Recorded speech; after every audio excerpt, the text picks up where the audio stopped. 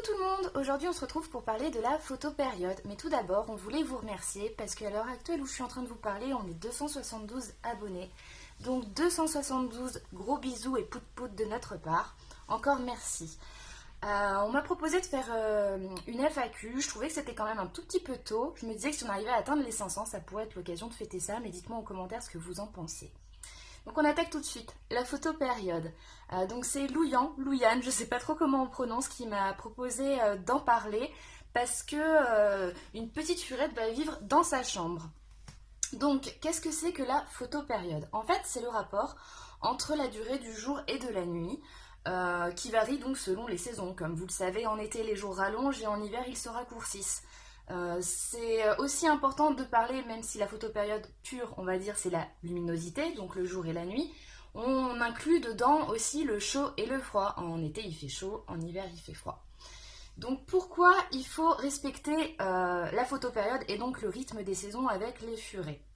En fait, ils ont besoin de ressentir les saisons, les furets. Ça impacte plein de choses chez eux. Ça impacte leur maturité sexuelle, à savoir quand le mâle va rentrer en rut et quand la femelle va rentrer en chaleur, puisque le mâle rentre en rut en général vers décembre-janvier et la femelle en chaleur vers février-mars. Si on ne respecte pas la photopériode, ça peut complètement détraquer ça et vous vous retrouvez avec des furets qui sont à maturité sexuelle pas du tout au bon moment. Ça impacte le cycle de reproduction. Ça impacte la mue qu'ils vont vous faire parce que forcément en été ils perdent beaucoup de poils pour supporter la chaleur. En hiver ils font du poil d'hiver où il y a un gros sous-poil etc. Pour justement affronter le froid. C'est aussi le moyen pour eux les saisons de se réguler donc au niveau de l'alimentation puisque un furet qui va être en été va beaucoup moins manger à cause de la chaleur alors qu'un furet en hiver va faire son gras d'hiver. Donc voilà, pourquoi il faut la respecter parce que sinon tout ça va impacter ses hormones et en fait sans la photopériode il y a un gros risque de dérèglement des hormones et ça peut amener à des tumeurs. Donc tout simplement ne pas respecter la photopériode peut gravement impacter la durée de vie de votre furet. Donc si on veut que son furet vive longtemps, il faut vraiment la respecter. Comment on fait pour respecter la photopériode? Votre furet vit en extérieur, sa cage est dehors, il a un enclos, un poulailler, ce que vous voulez en extérieur. C'est le top. Pourquoi? Forcément, il n'y a plus qu'à laisser la nature faire son œuvre et on se retrouve donc avec un rythme jour-nuit et les chaleurs qui sont parfaitement respectées. Donc en gros, votre furet est dehors, vous n'avez rien à faire, c'est parfait. On peut pas tout savoir donc furet dehors, moi-même je vis en appartement.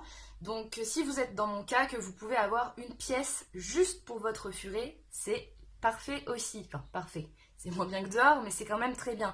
Pourquoi? Parce que vu qu'il aura une pièce rien que pour lui ou pour elle, vous n'avez plus qu'à laisser une fenêtre ouverte, ne pas allumer les lumières, ne pas mettre de chauffage et ça va se faire tout seul. Il suffit après bien sûr de ne pas aller voir votre furet le soir à 22h et d'allumer toutes les lumières pour jouer avec lui, etc. Vous respectez le jour, la nuit, vous n'allumez pas la lumière artificielle dans leur pièce, vous ne chauffez pas la pièce et ça roulera tranquillement. Là où ça se complique, et c'est un petit peu plus difficile à respecter, c'est quand le furet est dans une pièce à vivre. Donc voilà, par exemple, typiquement une chambre, un salon, une cuisine, un couloir où il y a du passage, bref, en fait, voilà, vous allez vivre au même endroit que votre furet.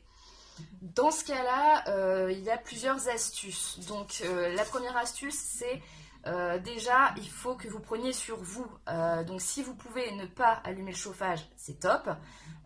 Quitte à vous habiller plus chaudement l'hiver, etc., c'est bien. Si vraiment vous chauffez, chauffez très peu et surtout éloignez le plus possible votre furet, enfin sa cage du chauffage, d'accord?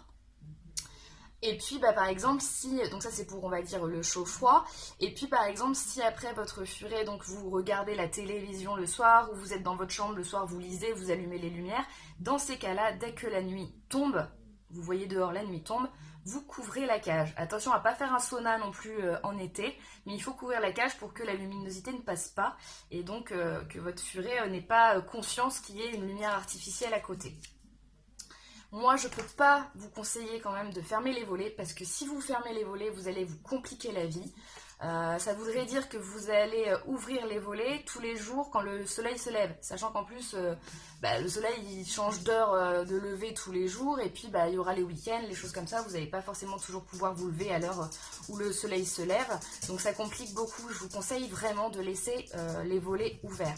Donc admettons il est dans le salon, le soir la nuit tombe, vous couvrez la cage. Et puis au moment où vous allez vous coucher, vous n'avez pas fermé les volets, au moment où vous allez vous coucher, vous découvrez la cage. Comme ça, lui, le matin, il aura la lumière naturelle directement. S'il est dans votre chambre, c'est pareil, je vous déconseille tout de même, même si vous ne voulez pas garder la fenêtre ouverte, je vous conseille de ne pas chauffer votre chambre. De toute façon, c'est pas bon pour nous de trop chauffer les chambres, donc vous chauffez pas si possible. Et puis pareil, si vous êtes dans votre chambre le soir, vous couvrez la cage. Et puis sinon, vous évitez de fermer les volets. Vous savez, si vous avez peur que la lumière vous dérange, il existe les petits masques qu'on met là sur les yeux pour pas justement avoir la lumière. Moi, je vous conseille plutôt de faire comme ça. Parce que sinon, vous allez rentrer dans un casse-tête chinois à fermer les volets, ouvrir les volets à telle heure. Il y aura des moments où vous ne le ferez pas et la photopériode ne sera pas respectée. Donc voilà, c'est vraiment ce que je peux vous conseiller. Ce que je vais faire, c'est qu'en lien, je vais aussi vous mettre un article que je trouve très bien fait, qui rentre un peu plus en détail sur la photopériode, parce que j'ai fait un peu les grandes lignes.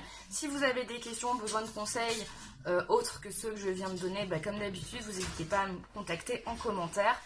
Et n'oubliez pas, si votre furet donc est dans une pièce de vie, c'est vraiment à vous de faire le maximum pour vous adapter à lui, parce que voilà, vous l'avez pris, il est là, et comme je vous ai dit, si vous voulez pas qu'il ait des soucis de santé, il faut vraiment faire le maximum pour ça. Voilà, j'espère que ça vous a plu cette petite vidéo, je vous dis à bientôt, et puis je vous fais des gros bisous. Salut tout le monde!